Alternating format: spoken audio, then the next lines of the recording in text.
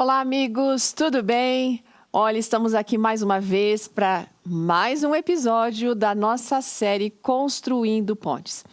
Eu gostaria muito de saber como é que vocês estão. Gostaria muito de conseguir ter notícias a respeito desses grupos de estudo que vocês estão realizando, como estão fluindo as ideias e principalmente como está fluindo nessa etapa aí o relacionamento de vocês com estes filhos.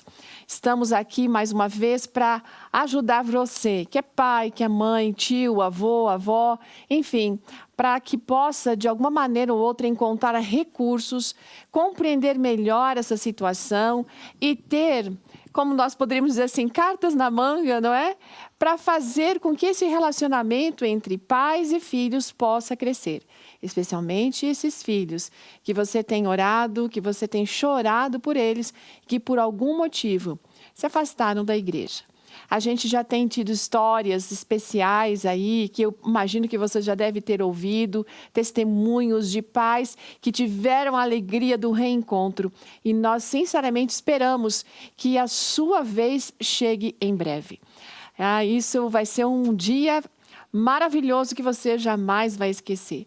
Hoje, como sempre das outras vezes, nós vamos ter aqui dois convidados muito especiais. E eu quero apresentá-los para você, ok? Ou para vocês. Eu tenho aqui o pastor Paulo Bravo. Pastor Paulo, seja muito bem-vindo. Obrigado, um privilégio poder estar aqui contigo e também com essas pessoas que nos acompanham aqui. Beleza, pastor Bravo, ele cuida do Departamento de Lar e Família na Associação Central Paranaense, além de ser o ministerial ali da mesma associação. Mas eu também tenho aqui a companhia da minha amiga, a doutora Márcia Furlan, ela é psicóloga e está nos prestigiando, você talvez já tenha visto em algum outro momento, né? E ela vem aqui mais uma vez para dar contribuições dentro desse aspecto tão importante que é o emocional, psicológico, para a gente manter na linha e saber o que fazer. Boa tarde, bom dia, boa noite, né? A gente não sabe quem Olá. você está aí. Um prazer estar participando dessa conversa com vocês. Gente, a gente está aqui nesse processo de tentar construir pontes, né? E é interessante porque muitas vezes eu encontro pessoas que vêm para conversar comigo, situações sérias, seríssimas, né? E elas falam assim, o que eu faço?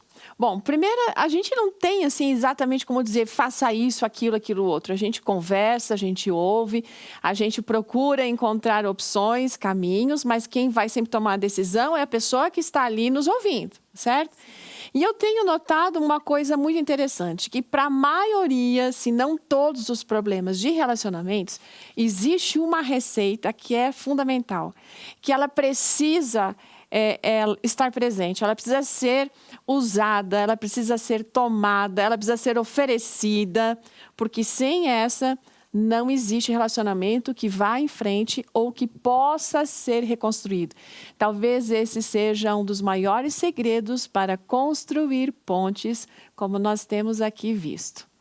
E o segredo? Perdão.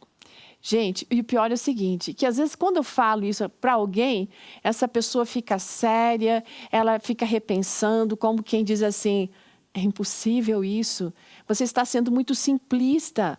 Eu não quero ser simplista, mas sem isso não se consegue chegar a uma cura psicológica, uma cura emocional, uma cura de relacionamentos. O que vocês têm a me dizer nesse momento em relação a isso? O que é perdão, o que não é perdão? E se vocês concordam com aquilo que eu acabei de falar? Vamos lá. O perdão, você já disse, ele é um passo importante. Não é mais ou menos, é essencial. Nos livros da psicologia, o que diz? Que perdão é uma mudança nas intenções. E ela é feita de maneira consciente. E a palavra que não falta quando se trata de perdão é decisão. Não adianta assim, quando eu sentir, não fique esperando você sentir. Você vai decidir perdoar e, como consequência, você se sentirá diferente. Melhor possivelmente. Então, os benefícios mentais, sociais, emocionais são nítidos. Quando a pessoa consegue perdoar, é como se ela se livrasse. Ela não está fazendo isso pelo outro. ela faz para ela primeiro e depois, como consequência, esse perdão é estendido. Espiritualmente, a gente já vai conversar sobre isso aqui também, né, pastor? Existe um processo que é intrapessoal e o processo interpessoal, que envolve o perdão. O intrapessoal, de preferência que venha primeiro, é eu resolver comigo mesmo. Eu quero perdoar. Como que eu vou fazer isso? Eu estou decidindo a partir de agora. Se o outro não aceitar, mesmo assim, eu vou seguir firme nessa decisão, sabe? Então, esse processo intrapessoal sou eu comigo mesmo. E eu imagino que nesse processo intrapessoal existe uma batalha muito grande. Porque quando você tem a necessidade de restauração de relacionamento, sempre vai ter o problema do orgulho ferido, né? E, nossa, eu estou machucada. Sim. Existe uma mágoa, existe uma dor emocional muito grande. Então, é assim, como se eu quisesse dizer de uma certa maneira, não está doendo. Então, eu posso perdoar. Quer dizer, está doendo. Então, como se fosse assim, como é que eu vou perdoar se está doendo? Fez mal para mim. Eu estou me sentindo sempre injustiçada ou desvalorizada. Enfim, é uma luta grande. Sim. Então, esse processo do intrapessoal tem que ter, que você mencionou, a decisão. E entra também um senso de justiça, que eu acho que a doutora Márcia pode abordar isso também, ajudar bastante a gente nisso. Mas o que eu tenho lidado ao longo do meu ministério é que eu percebo muita resistência em perdoar com a visão assim, eu sofri muito com o que a pessoa me fez. Agora ela também tem que sofrer. E às vezes fica medindo, ela não sofreu o suficiente, então não está na hora de eu perdoar. E esse senso de justiça, ele bloqueia muito esse sentimento, ou essa decisão, ou o passo que pode ser dado na decisão do perdão. Eu percebo isso, não sei se na sua área isso é visível também. Acho que não pode esperar. Eu não estou mais sentindo dor, nem estou sofrendo, por isso vou perdoar. Esse não é o ponto, porque daí a gente entra na questão da justiça. Que dia eu vou parar de sofrer? Quando eu decidir que esse perdão é merecido pela pessoa e por mim. Então, essa decisão é mais ou menos assim. Eu decido, eu caminho e depois eu percebo como que o processo vai acontecer. Porque se eu ficar esperando, a gente não pode deixar se levar pela emoção para chegar ao perdão. A verdade é essa. A emoção, ela vai nos levar para um caminho que é aquele caminho assim, eu estou machucado, eu estou dolorido, me fez muito mal, por que eu deveria perdoar? Então, a gente tem que tentar equilibrar a razão, a emoção e, obviamente, no centro disso, a dimensão espiritual, que é o nosso maior exemplo. Perdoar é uma coisa natural para o ser humano, pastor? Não. Porque o perdão é divino. Não. E assim, ele passa por duas etapas. Primeiro, eu separei duas frases aqui, que para mim elas são muito marcantes. Uma frase é de Robert Miller, que ele diz assim, perdoar é libertar o prisioneiro e descobrir que o prisioneiro era você. Sim. Então, eu vejo assim que tem tudo a ver com isso aqui que a gente está conversando. E a outra frase que eu separei é de George Herbert, que ele diz assim, aquele que não perdoa destrói a ponte sobre a qual ele mesmo deve passar. Olha só, tudo a ver com o tema que a gente está abordando aqui, construindo pontes. Se você não trabalhar esse processo, que já foi a palavra aqui, é outra palavra-chave dentro desse contexto do perdão, a questão do processo, né? Você não está possibilitando que esta ponte seja construída. Pelo contrário, ele está destruindo essa ponte.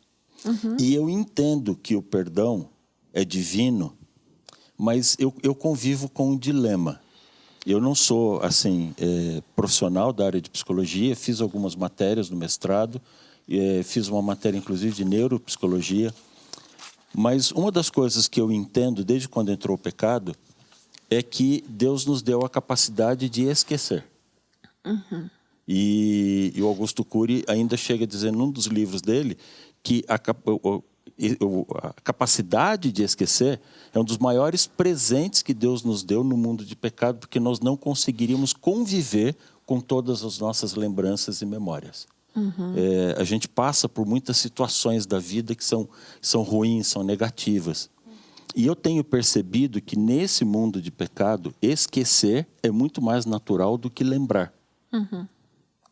A gente esquece mais fácil. Para lembrar, a gente tem que fazer força. Porque a gente esquece. Está tão entretido no trabalho que esquece de beber água. Esquece de ir ao banheiro. E por que, às vezes, a pessoa diz assim, eu não consigo perdoar porque eu não consigo esquecer isso? Então, veja, aqui eu tenho a ideia, a visão de que o perdão é divino, e eu concordo, a gente vai abordar um pouco mais isso daqui, mas eu também tenho que lembrar que o sentimento humano é o da raiva e o da vingança. E nesse sentimento de raiva e vingança, eu alimento memórias, eu faço força, ainda que não por um processo consciente da pessoa, não um processo perceptível, mas a gente acaba fazendo força para não esquecer aquilo, porque o natural seria esquecer. Mas por que eu não esqueço? Porque de uma maneira ou de outra, eu boicoto esse relacionamento a ponto de dizer, eu não esqueço, eu não quero esquecer. E isso também parte pela decisão. Mas isso para mim mexe muito, porque é uma das coisas que eu mais ouço. Não dá para perdoar, eu não consigo esquecer o que a pessoa me fez. Mas por que não consegue esquecer? Porque está fazendo força para lembrar. Tudo que traz um efeito negativo, doloroso para as emoções, dificilmente vai ser esquecido, né? Mas eu percebo que justamente é o processo do perdão que vai fazer com que eu consiga esquecer. Não o fato em si, mas eu vou esquecer a dor que eu senti. Né? Eu, às vezes, costumo mencionar, quando eu falo sobre o perdão, a respeito de algo que aconteceu comigo quando eu tinha uns 3 para 4 anos. Minha avó paterna morava, no caso, em Curitiba, e meu pai tinha um irmão de quem ele gostava muito também, e esse irmão saiu cedo de casa, foi para realizar um sonho, que era morar nos Estados Unidos e trabalhar nos Estados Unidos. E esse era um sonho que meu pai tinha também, então ele se espelhava nesse irmão, enfim. E ele veio, esse irmão, dos Estados Unidos para visitar a família, e a gente saiu lá de Florianópolis e veio para Curitiba, quando a sogra, né, a minha avó ainda era viva, e para visitar esse tio. Então, na época, de 3, 4 anos, eu era pequena e tal. Bom, chegou o momento dele ir embora. E aí a gente foi se despedir. E a gente estava na cozinha. E ali, naquele momento da despedida, ele se agachou, ele ficou acocorado para eu poder abraçá-lo. E nesse momento em que eu fui abraçá-lo, houve uma perda de equilíbrio e batemos no fogão. A gente estava do lado do fogão. O fogão, ele não tinha nada nas laterais para proteção nenhuma. E ali havia uma panela enorme, com água fervendo muito, para fazer uma macarronada. Aquela água virou toda em cima de mim. Então, foi uma angústia tremenda, né? Correndo para o hospital, enfim, porque a queimadura estava ali, acontecendo na minha pele. Então, depois de muito tempo, lógico, graças a Deus, aos cuidados que minha mãe teve, eu não fiquei com cicatriz no rosto. Eu fiquei com cicatriz no pescoço e no ombro. Né? Então, quando eu conto essa história, eu falo para eles o seguinte: o perdão, ele tem um efeito similar aos medicamentos que foram colocados na minha queimadura. Eles cicatrizaram todo o ferimento. Eu consigo passar a mão, né? Eu sei que a cicatriz está aqui, mas eu não choro mais, porque não tem mais dor. Então, o processo do perdão para uma situação que é conflitante, não importa qual seja, ele vem pelo mesmo efeito, né? Eu não vou esquecer o fato de eu ter vivido aquela experiência, mas eu esqueço a dor que aquilo me provocou. Eu vou esquecer a dor, a mágoa que aquele filho causou para mim em ter me desrespeitado de uma forma tão cruel, de ter dito aquelas coisas horríveis, né? Então, o perdão, ele ocasiona isso, ele vem e cicatriza, né? Então, é por isso que, como você falou anteriormente, ele é um processo. Ele é um processo. E eu imagino assim que um pai e uma mãe que tem mágoa no coração em relação a um filho, eles têm uma luta grande, sim, porque a dor está ali, eles estão se sentindo feridos. Então fica aquela briga, né, entre a necessidade de eu tentar resolver essa questão, porque, afinal de contas, foi injusto comigo o que eu vivi, mas, ao mesmo tempo, o conflito do amor. Porque eu amo esse filho, como que eu não vou perdoar? Então, essa guerra da necessidade interna vem para fora, né? E isso é uma coisa que não é simples de ser resolvida. Há um conflito interno muito grande dentro no coração de um pai, de uma mãe, que passa por um processo de dor, por algo que o filho tenha feito, somado ao fato de ele ter saído da igreja. Porque dentro dessa questão de ele sair, provavelmente esse filho deve ter ido por caminhos que feriram, e esse pai deve ter dito coisas, meu filho não vai por aqui, porque dificilmente um pai não vai se manifestar quando vê um filho indo para um lado errado, né? E esse filho querendo a sua liberdade, já porque um jovem, um adulto, ele se posiciona e vem o ferimento. E depois, por outro detalhe, Denise, quando a gente fala de famílias com princípios religiosos, de filhos que nasceram quando os pais já frequentavam a igreja, é muito comum num conflito familiar misturar o que é familiar, o que é crise familiar, o que é crise pessoal com o que é crise religiosa. Eu vivi isso dentro da minha casa. Entendi. Quando os meus pais divorciaram, quando a gente viveu um conflito familiar, eu tinha 12 anos de idade, para mim aquilo mesclava com todo o conflito religioso, e às vezes até a gente passa por um momento de revolta, e isso pode ser tanto da parte do pai, da mãe, dos pais em relação aos filhos, quanto pode ser da parte dos filhos em relação aos pais. E tentar entender esse processo e trabalhar isso dentro de mim, isso é fundamental. Muito interessante essa abordagem que você faz aí, porque acaba se conectando, mas ao mesmo tempo tem que tentar separar, né, pastor? A gente tem que fazer essa separação. Graças a Deus, Deus permitiu que eu conseguisse fazer essa separação mais cedo na minha vida. Mas eu tenho visto pessoas que estão revoltadas com a igreja até hoje por uma situação que é familiar. Sim. E, aliás, eu tenho falado bastante sobre isso. A grande maioria das pessoas que eu já conheci até hoje, que se declaram não crer em Deus, não fizeram estudos acadêmicos a ponto de comparar duas teorias e entender que uma é mais plausível do que a outra. Geralmente, quando a pessoa descrê em Deus, é por um problema familiar, por um drama pessoal, uma decepção que grande. Colocou Deus no meio dessa história, Sim. Quando na realidade Deus não tem nada a ver com isso. É verdade, pastor. Nesse contexto, a gente vê então que perdoar não é negar os sentimentos. A gente não está negando o que nós sentimos. Pelo contrário, a gente assume, admite e então decide. E é como se fosse assim, pegar o que eu sinto, eu vou colocar embaixo desse tapete, porque daí ninguém mais está vendo, mas eu continuo sentindo. Então, a palavra que a gente usa é como lidar com isso. Como que eu lido com as minhas emoções? Como que lida nesse momento com a mágoa, Márcia? Então, fala aí. Primeiro, existem... A gente está aqui tentando descobrir. Nós temos 5, em alguns livros colocam um pouquinho mais, emoções que são primárias, básicas. Sim. Tá? Então são elas: alegria, tristeza, medo, raiva e nojo ou repulsa. Tá? Existem outras classificações, mas eu vou falar de um autor aqui bem de renome, que é o Antônio Damasio. Então o Damasio diz assim, essas emoções... Eu preciso lidar com elas e não negá-las. E não dizer que não estou sentindo. Então, por exemplo, nós estamos falando sobre o perdão. O perdão envolve tristeza? O perdão envolve raiva? Envolve medo? é uma situação que envolve muitas emoções. O que fazer com isso? Na verdade, o perdão me liberta de tudo isso, mas eu tenho que trabalhar essas emoções dentro de mim. Antes do perdão, eu estou passando por todas essas vias emocionais. Por isso eu tenho que reconhecer quais são meus sentimentos. Esse é o ponto. Primeiro, eu tenho que reconhecer o que eu estou sentindo. Eu estou sentindo raiva disso ainda, por quê? Agora, Márcia, desculpa, você vai seguir nessa linha aí, eu peço que você continue.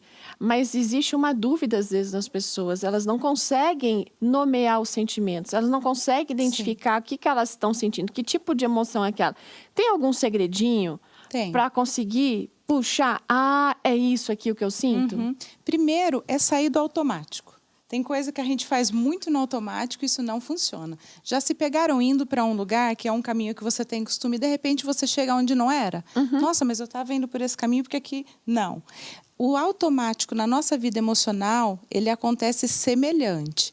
Então, primeiro eu tenho que pensar, eu quero pensar sobre isso daqui, o que eu estou sentindo.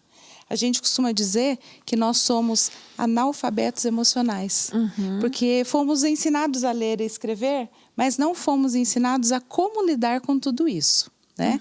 Então, vamos lá. O que eu estou sentindo? Eu estou sentindo muita alegria nesse momento. A alegria, ela é uma emoção que ela pede repetição. Quando você gosta de estar com alguém, você quer conversar com ele de novo. Quando você gosta daquele alimento, eu quero comer de novo naquele lugar. A alegria promove isso. De todas essas emoções que eu citei aqui, provavelmente se eu perguntasse para vocês, né? Qual emoção você gostaria de sentir todos os dias? A alegria. Sim. Mas até a alegria em excesso é problema. Ela vira euforia e que pode virar patologia, mania. Sim, e que precisa ser tratada. Que precisa ser tratada. Imagine, então, o medo, a raiva e a tristeza. A tristeza, ela tem um papel muito interessante, Denise. É reflexão. Existem assuntos que nós só pensamos de maneira muito consciente porque estamos muito tristes naquele momento. Então, a gente retoma, mas o que foi que eu disse? Mas o que foi que eu falei? Por que chegamos nessa situação com meu filho? Que ponto chegamos nessa discussão? Então, a tristeza, ela tem o seu papel também. Não é simplesmente, não gosto de ficar triste, não quero ficar triste. Não. É bom para você parar para refletir. Isso, assim, se você está triste, por que está triste? Esses caminhos, eles vão nos ajudar a perdoar. Perdoar não é fácil. Perdoar não é simples. Requer, assim, essa reflexão um pouco mais ampla. E para algumas pessoas pode demorar um pouco mais. E requer renúncia também, né? Quase que total. Deixa eu jogar um pouco de milho de pipoca no óleo quente aqui para estourar. E a vingança? Porque assim, uma das barreiras que eu encontro muito grande para perdoar é pelo sentimento de vingança. E eu tenho respaldo bíblico para isso. Porque Êxodo 15 fala olho por olho, dente por dente. Sim e não, né? Porque a Bíblia fala, o Senhor diz que a vingança é dele. Não é? Então, eu passo pelo processo do perdão, Deus me estimula a perdoar. E há vários textos bíblicos que me estimulam. Quando a gente fala no Pai Nosso, perdoa as nossas dívidas assim como nós perdoamos. Ou seja, eu estou dizendo, Senhor, perdoa da mesma maneira, na mesma proporção que eu tenho perdoado. Se eu não perdoo, então significa que ele também não vai perdoar. E tem outro texto que a Bíblia também comenta a respeito disso, né? Se nós queremos ser perdoados, nós precisamos perdoar. Por isso que eu joguei esse milho no óleo quente aqui. Porque assim, eu até falei Êxodo 15, não, Êxodo 21, né? Mas essa lei que foi promulgada ali, depois repetida em Deuteronômio também, ela é conhecida hoje como lei de Talião. Se a gente procurar na internet, no Google, vai encontrar como lei de Talião. E por que Deus deu essa lei para o povo de Israel? Eu preciso entender o processo de imaturidade do povo naquele momento em que eles estavam saindo do Egito e que haviam passado 430 anos como escravos. devia Não tá os cheio de raiva, 430 né, pastor? anos, que 430 foi o período total que ficaram ali, mas quase todo esse período foi um período de escravidão. Então, a linguagem que eles conseguiam entender é a linguagem que é usada para cima de um escravo. Sim. Então, Deus se relacionou com ele usando figuras de linguagem, usando exercícios de poder, porque eles passaram 400 anos vendo as manifestações dos deuses egípcios. Então, Deus tinha que conversar em cima disso. E uma das coisas que eles praticavam muito, e que era muito comum naquela época, não só com o povo de Israel e com os egípcios, mas se a gente olha os registros históricos daquelas culturas, eles eram muito severos ao vingar as coisas. Então, se alguém falou uma mentira, pegou uma coisa que é minha, mexeu com a minha irmã, o outro ia lá e matava a família inteira. Então, quando Deus dá essa lei de talião, na verdade, ele não está incentivando a vingança, ele está limitando a justiça. Tipo assim, se alguém ferir o teu olho, por que você vai matar a pessoa inteira? Então, Entendi. o máximo que você vai fazer é ferir o olho dele. E não que Deus gostasse disso. Porque se eu continuar lendo no Antigo Testamento, ainda no período veterotestamentário, e ali mesmo em Deuteronômio, Deus fala que o melhor é não vingar. Sim. Provérbios fala muito sobre isso. Sim. E em Mateus 5, definitivamente, Cristo aboliu a lei de talião quando ele disse assim, se alguém bater na sua face, o que você faz? Oferece a outra face. Então, a visão divina é do amor, da reconciliação e do perdão, não da vingança. Sim. Mas eu quis levantar um pouco isso, porque eu entendo que no consultório, no meu caso, nas sessões de aconselhamento, por mais que a pessoa não declare verbalmente, a gente vê que lá no fundo existe um sentimento de vingança. Até o outro tópico que eu coloquei, assim, a pessoa não sofreu tanto quanto eu sofri. Vem esse senso, mas a visão bíblica é diferente. E a visão bíblica, eu gosto dela, não só porque ela é bíblica. Deus é muito sábio, Deus Sim. é amor. Aquilo que Deus nos orienta é para a nossa libertação. Então, quando eu pego os conceitos que hoje são estudados, do funcionamento, da estrutura mental, de pensamentos, de bem-estar, tudo isso tem a ver com aquilo que Deus já vinha falando lá há bastante tempo atrás. Mas sim, Deus não aprova a vingança. E embora a gente tenha até um primeiro processo, um primeiro texto bíblico para isso, mas eu preciso entender tudo que está envolvido e sempre saber que o perdão é fabuloso. Pastor, obrigado por essa pipoca aí que estourou, que a gente pôde aí compreender melhor todo esse contexto, né? Eu acho que o pessoal que nos acompanha também compreendeu melhor o que significa aquele texto, que traz às vezes confusão.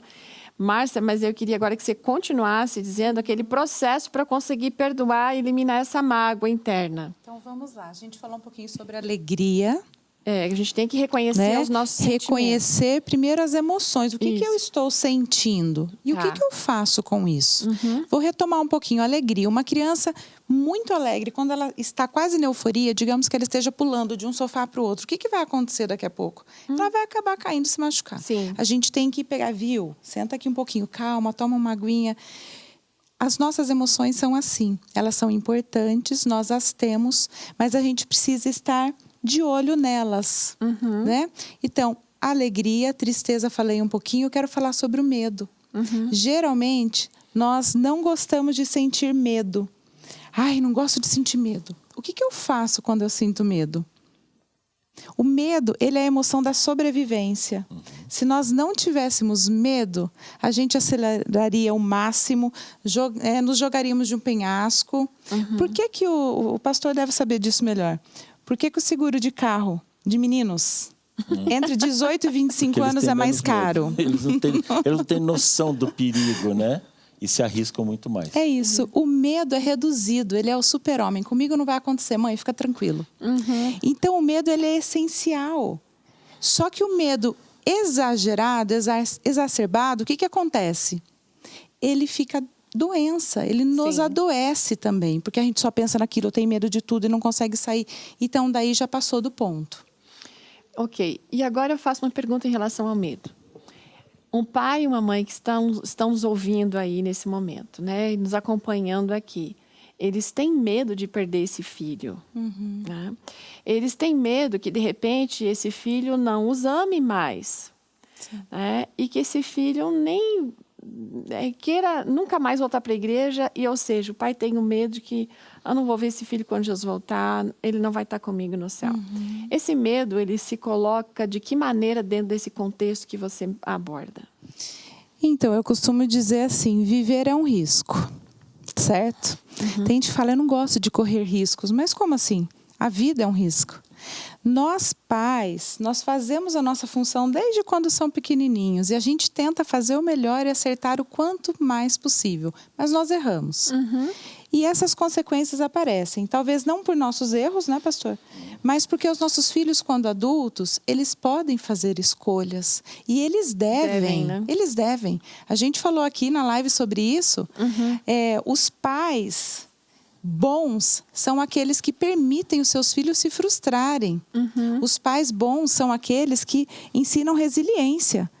Aliás, eu tenho lutado muito com isso hoje em dia, porque assim, a gente tem visto os pais tentando dar o melhor para os filhos, mas criando filhos que não sabem enfrentar a vida. E sofrem muito com isso. Uma vez eu fui ajudar a buscar quando uma prova que caiu no sábado, durante o sábado à tarde, e a turma ficou segura lá para fazer a prova depois do pôr do sol, e saíram reclamando, ai, não dá, isso devia ser proibido por lei, como é que pode a gente ficar tanto tempo, isso é tão cansativo assim. Aí eu olhei para a turma que eu estava no meu carro ali e falei, vocês estão achando que é difícil entrar na faculdade? Vocês vão ver o que é sair da faculdade. A parte mais complicada é sair, não entrar. Não, se você acha que é difícil entrar ou que vai ser mais difícil sair da faculdade, você vai ver o que é entrar no mercado e trabalho. Aí uma das meninas que estava no grupo falou assim, credo, pastor, se a vida é tão dura como você está falando, eu vou brigar com a minha mãe, porque ela não me preparou para isso, não. Ela entregou a mãe nesse momento. Mas aí eu pensei, eu falei, tá vendo? A gente acha que está protegendo e defendendo os filhos, não estamos preparando eles para enfrentar a vida. Né? Olha, esse medo, né, falando com os pais, nós temos medo. Eu também, eu tenho 2 exemplares de adolescentes lá em casa. E a minha jovenzinha já vai fazer 18 anos. Então, eu preciso dar espaço. A gente precisa, como pais, dar esse espaço. Só que existe o medo. O que eu faço com esse medo? Primeiro, existem pesquisas que mostram que mais de 60% das nossas preocupações e medos nunca acontecem. Então, calma, né? Calma. A gente se preocupa e perde sono por muita coisa que é só pensamento, ainda não é realidade. Espera. Segundo, espiritualmente falando, é a oração. Não tem outro caminho. Terceiro, cuidado. Se o seu filho está longe dos caminhos do Senhor, para que esse medo não faça você se afastar do seu filho, porque isso não vai ajudar em nada. A gente precisa, e eles não gostam que a gente fique falando muito, concorda? Que tem uma idade que eles não querem que a gente fique dando muito palpite, mas as oportunidades aparecem e elas precisam ser de ouro. Quando você tem a oportunidade para falar alguma coisa, para aconselhar, ai, mãe, vem me buscar aqui. Eu vou te buscar. Na volta dessa busca, converse. Como é que foi, filho? Como é que estava essa festa? Você tem se sentido bem? Já falei essa frase aqui, vou repetir. Vá com amor e não com dor. Nós não vamos chegar a resultados bons se a gente, errar pela dor mesmo. Então, assim, identificar essas emoções, o que fazer com elas de maneira muito intencional. A gente percebe, tem uma palavra que eu não falei aqui ainda que é importante. Existem padrões. nós desenvolvemos padrões de relacionamento. Então, se é um padrão que está quebrado essa relação, meu filho está distante, né? Espiritualmente falando, talvez isso gere um padrão dentro de casa de briga, de discórdia, e sempre termina no mesmo caminho. Desconfiança. Desconfiança. Como fazer diferente? Porque isso não está resolvendo, isso não está fazendo diferença. Como traçar um caminho diferente para ter um resultado melhor e diferenciado também na questão emocional? Faça isso de maneira intencional. Converse com seu filho, mas não da mesma forma que você tem feito se você não está satisfeito com o resultado. A gente tenta ensinar isso e até tem alguns treinos de habilidades mesmo, sabe? Com pacientes, porque às vezes esse padrão está um padrão, a gente chama de recursos pobres. Esses recursos não são legais para esse relacionamento. Mas e como é incrível que a gente acaba sempre mantendo o mesmo tipo de caminho para chegar num lugar que até agora não chegou, né? É como você falou, é um padrão pobre. Então faz esse cuidado aí com você. Será que você não está sempre indo pelo mesmo caminho para tentar descobrir alguma coisa do seu filho, para tentar fazer ele pensar de um jeito diferente, para impedir que ele faça... Não está dando certo, sempre fica aquele clima ruim, não vai mais por esse caminho, não é, Márcia? E que outro caminho agora? Aqui diz assim, olha, o perdão é fazer a nós mesmos um favor, a nós mesmos. E tem um detalhe que eu gostei muito, que é assim, o perdão é restabelecer confiança em si. Porque nós criamos algumas situações que não é só chegar na pessoa para pedir esse perdão ou você sentir, não, eu perdoei, eu não tenho mais rancor. É você restabelecer a confiança com você mesmo. Porque esse tipo de discussão que às vezes passa 1 ano, 2, 3, 10 anos, isso cria em nós uma instabilidade que você fica pensando, quem que sou eu? Mas será que eu sou mal? Por que eu não consigo resolver essa questão? E às vezes é alguém da família. Pode ser o filho, pode ser a filha, pode ser um parente. Como resolver essas questões? Aqui continua dizendo assim, é um processo de liberdade, não espere sentir, decida primeiro. E como consequência, você vai se sentir melhor. A gente volta na questão da emoção e do sentimento. O que é a emoção? Nós colocamos aqui um pouquinho. Ela é diferente do sentimento. O sentimento é a maneira... Isso. É a maneira como eu interpreto essa emoção. O sentimento. Essa interpretação, ela é, assim, muito variada. Né? Nós podemos estar muito pessoal. Nós podemos ter muitas pessoas ouvindo essa conversa e cada um vai interpretar um pouquinho diferente. Não, mas eu acho que a Denise quis dizer isso. Mas eu acho que quando o pastor colocou a pipoca na panela... Entende? Essa interpretação, ela depende do quê? Ela depende da nossa infância, da maneira como fomos criados, da cultura, do local que estudei, por exemplo. Então, quando a gente... É a visão que eu tenho do mundo. Isso. A visão que eu tenho da vida. Nós falamos de crenças, que nesse momento não tem a ver com religião. Mas são crenças assim, como eu me vejo, como eu vejo o outro e como eu vejo o mundo. Essas 3 crenças principais são amor, valor e amparo. O que os livros não trazem dessa forma, que eu gosto de começar pelo lado positivo, mas eles trazem como disfuncionais. Desamor, desamparo e desvalor. E aí eu pergunto aqui para vocês, o perdão envolve essas 3 crenças? Eu me sinto desamado, desamparado e desvalorizado? Quando eu recebo ou ofereço, eu faço o contrário. Caminho inverso. O caminho inverso. Exatamente. Por isso eu creio que a pessoa que não está bem resolvida com a vida, consigo mesma, ela tem mais dificuldade para perdoar. Um dos melhores exemplos bíblicos que a gente tem sobre perdão é José com a família dele, com os irmãos dele. A maneira como José tratou os irmãos, isso traz princípios de vida assim, que são fantásticos, são fenomenais. Mas quando eu olho para a história de José, eu vejo uma pessoa que é bem resolvida com a vida. Não esse entusiasta vazio, não esse otimista sem sentido, mas alguém que entende e sabe que Deus cuida, E independente das relações exteriores ou das coisas que são feitas com ele sabe que Deus está sempre conduzindo isso para a bênção e para melhor. Então, eu enxergo assim, como ele era bem resolvido, ele não ficou alimentando mágoa dos irmãos. Sim. Pelo contrário, ele olhou para os irmãos e disse, não, vocês não entenderam, vocês não fizeram mal para mim. Deus me enviou aqui antes para preparar o caminho para vocês. Olha a visão de vida. Então, eu entendo que a gente precisa bater agora um pouco, né? Esses passos que eu preciso ter para o perdão, mas eu entendo, e acho que a doutora Márcia pode ajudar bastante nisso daqui, se eu não estiver bem resolvido comigo, se eu não me sinto bem, se eu tenho problemas de autoestima, se eu tenho problemas de me sentir perdoado na vida, eu vou ter muito mais dificuldade para perdoar outras pessoas. Sim. Por que as pessoas procuram fazer psicoterapia, né? Um dos primeiros elementos é o autoconhecimento. Sim. A pessoa não se conhece, ela nem sabe direito como é que ela age e reage. Em uma oportunidade, o pastor Marlington falou sobre reação, né? A gente conhece a pessoa muito mais na reação do que na ação, porque a ação é programada. E a reação depende do que aparece aqui para mim. Caiu no meu colo, como que eu vou reagir? E é verdade. Então, o autoconhecimento, autocontrole, autoobservação. Né? Quando eu começo a prestar atenção em mim, já viram que se você estiver perante uma câmera, daí você diz, nossa, o que é isso, esse cabelo? Mas que voz que é essa? Por quê? Porque a gente começa a se observar.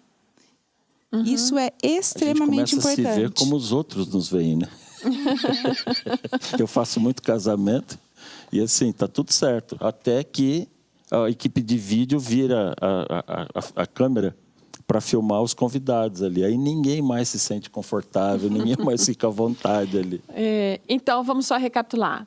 Eu preciso reconhecer meus sentimentos, né? Identificá-los, as emoções, meus sentimentos. Emoções e então os sentimentos. Isso. E na sequência que você menciona aí a gente vai ver o que eu estou sentindo, o que eu faço, como que eu lido com isso. Como é que vai lidar com isso? Preciso sair do automático e realmente traçar planos de maneira intencional. Da mesma maneira que eu faço na minha vida acadêmica, profissional, na minha vida emocional também. As coisas vão correr melhor. Às vezes a gente encontra algumas pessoas que ficam falando assim, tá, mas se eu perdoar meu filho, eu quero perdoar, mas eu tenho medo que se eu perdoo, ele vai lá e vai fazer de novo. Ou seja, tem aquele outro lance assim, perdoar significa que ele não fez nada de errado. Claro que não, não é? É um exemplo bíblico para a gente, tem inúmeros, né? O próprio Cristo conosco. Sim, o próprio Cristo com a gente. Quando os discípulos perguntaram para ele, Senhor, quantas vezes devemos perdoar? E ele, 70 vezes 7. Quando o pai recebe o filho pródigo, que saiu de casa. Então, assim, por isso que o componente espiritual, ele é muito importante nesse aspecto. Eu tenho toda essa avaliação emocional que eu preciso fazer, eu tenho as decisões que eu preciso tomar, mas agora eu preciso me relacionar com Deus, eu preciso confiar em Deus, eu preciso pedir para Deus sabedoria e forças, porque Deus vai me mostrar o caminho, Deus vai mostrar o caminho correto, Deus vai limpar a dor. Quando eu faço um funeral, eu sempre digo para as pessoas que ali naquela hora tem dois sentimentos que estão muito misturados, que é a perda, a saudade e a dor. E por muito tempo o organismo e a mente boicota achando que para demonstrar amor eu tenho que sentir dor. Deus cura a dor, como curou no seu caso. Entendeu? Sim. A gente continua lembrando da pessoa. Tem saudades, tem amor, mas tira aquela dor. Então, é isso que eu tenho que me colocar. E quanto mais eu conheço o amor de Deus, quanto mais eu me sinto perdoado por Deus, quanto mais eu me relaciono com Ele através do estudo da Bíblia, através da oração, mais natural o perdão vai se tornando para mim. Para fechar, eu queria só tirar uma dúvida aqui que eu acho que muitas vezes acontece na prática, ali na convivência doméstica. Quando eu perdoo um filho, significa que eu vou impedi-lo de sofrer as consequências das atitudes e dos erros dele? Não. A gente perdoa, mas as consequências são inevitáveis. Foram caminhos que ele escolheu e as consequências virão. Eu posso até estar do lado dele se for preciso. Às vezes a consequência é tão séria que ele vai precisar da minha ajuda como pai, como mãe. Existem alguns passos, vou falar bem rapidinho algumas coisas aqui, que a gente está terminando, né? Sim. Olha só, passos para pais magoados, que pode ser você e pode ser eu. Nós temos as nossas mágoas. Primeiro, admita que você não tem controle. Nós não temos o controle total, nem sobre a nossa vida. Também não temos total sobre os nossos filhos. Depois, Deus é o único restaurador. Ele é o único, entregue em suas mãos. Tome a decisão de levar a Deus as suas preocupações. Tem gente que diz, não, eu entreguei para Deus, mas eu não consigo dormir. Alguma coisa está errada. Tem que ser uma entrega genuína, verdadeira. 37:5. Isso. Entrega ao Senhor e confia nele, para que Ele possa fazer o resto. Entrega o seu filho ao Senhor, né? Isso mesmo. Aqui falou sobre a autoavaliação que nós já citamos. Cuidado com o perfeccionismo. Nós, pais, temos essa tendência, né, de querer o meu filho, o que vão pensar, o que vão achar.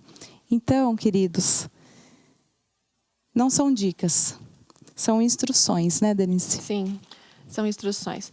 Esse seria o desfecho seu para esse momento. Pastor, qual o seu desfecho para esse momento? Eu vou compartilhar aqui o que para mim talvez seja o melhor demonstração de perdão que eu já vi na vida. Eu tinha muita amizade com o pastor Ruimar Paiva. Quando ele foi para o Palau, junto com a esposa e com os 2 filhos.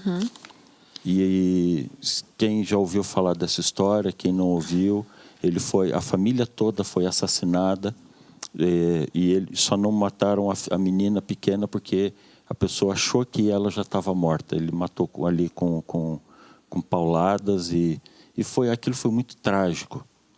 E a mãe do pastor Ruimar, no dia do sepultamento deles ali, a esposa do pastor Itamar, a Ruth, ela chamou a mãe do rapaz que matou e disse assim: filha, hoje nós 2 perdemos os nossos filhos. Eu perdi o meu para a morte. Você perdeu o seu para o crime. O meu já está com salvação garantida por Deus, por Cristo, pelo sacrifício de Cristo Jesus. O seu não precisa estar perdido. Tem amor. E ela foi lá na cadeia para abraçar e dizer para o rapaz que ela perdoava. É muito fácil perdoar o assassino do filho dos outros. É muito fácil perdoar o estuprador que estuprou a mulher do outro. Mas se perdoar o assassino do seu filho é muito difícil. Muito difícil. E a Mariana cresceu com a visão de missão. Que ela queria estudar para voltar para o Palau, para terminar a missão que o pai e a mãe não puderam terminar. E quando ela voltou para lá, agora casada com o pastor, para cumprir missão lá, o primeiro lugar que ela foi na cadeia. Para visitar aquele rapaz e levar o amor e o perdão. Isso não é natural. Isso não é natural. Deus. Isso é divino. Quanto mais eu me relaciono com Deus, mais isso vai se tornando natural, porque não vivo mais eu, mas Cristo vive em mim. E eu espero que cada um dos amigos, amigas que nos ouvem e que nos acompanham, vivam essa experiência que é libertadora. Amém. Libertadora. Amém. Então, assim, de fato, não elimina as consequências. O rapaz continuou na cadeia. Mas ele deu o depoimento que ele era feliz e aceitava o perdão da família e aceitava o perdão de Deus. Que história, né? Já teve herança do perdão, né, Herança Denise? do perdão, né? Amigos, que tema especial, que tema importante. Sem ele, os relacionamentos não sobrevivem. E aqui eu faço uma pergunta a você. Como é que anda o perdão entre você e seu esposo ou você e sua esposa? Será que os filhos veem essa sincronia, essa atitude entre vocês? Será que a necessidade de que haja um perdão por si mesmos diante de todo esse processo, das coisas que foram vistas, que foram vividas? Deus nos ajuda a perdoar. A gente precisa ser sincero na oração e dizer: Senhor, eu preciso e desejo, mas eu não consigo. Eu sei que Tu podes. Me ensina a perdoar. E tenha certeza, Deus vai capacitar você para este processo do perdão. Não será de repente de um dia para a noite, mas ele vai acontecer, porque perdão vem de Deus. E ele deseja nos perdoar, deseja que façamos o mesmo pelos outros, e ele é paciente e benigno. A sua misericórdia é grandiosa, e ele é totalmente disposto para nos agregar, nos aceitar, nos amparar, nos guiar dentro de todo esse processo, construindo pontes. Deus abençoe você. Até a próxima. Tchau.